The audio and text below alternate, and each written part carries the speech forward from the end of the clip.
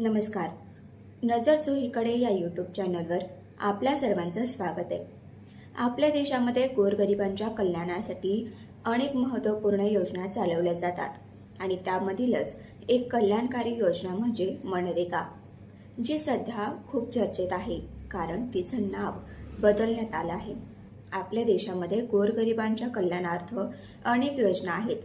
त्या योजना कमकुवत केल्या जात असल्याचा आरोप लोकसभेतील विरोधी पक्षनेते राहुल गांधी यांनी केला आहे. मनरेगा ही योजना कमकुवत करून भांडवलदारांना लाभ मिळवून देणार येत असल्याचा आरोप राहुल गांधी यांनी केला आहे.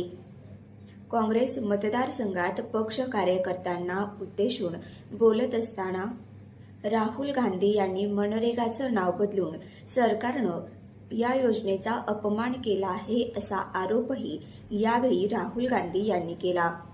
मनरेगा या योजनेचं नाव बदलून सरकार एक प्रकारे वंचित घटकांना मिळत असलेला लाभ मागे घेत असून हा निर्णय म्हणजे लोकशाहीच्या मुळावर घाला असल्याचा आरोप यावेळी त्यांनी केला.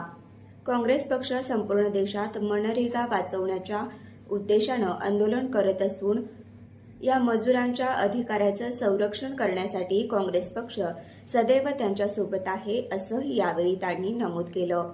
ठराविक उद्योगपतींच्या हाती देशाची संपत्ती केंद्रित करण्याचा उद्देश सरकारचा आहे असा आरोपही त्यांनी यावेळी केला.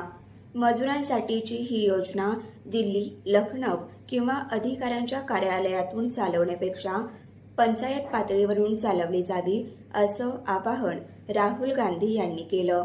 राहुल गांधी यांच्या या वक्तव्यावर तुमचं काय मत आहे हे कमेंट करून नक्की सांगा.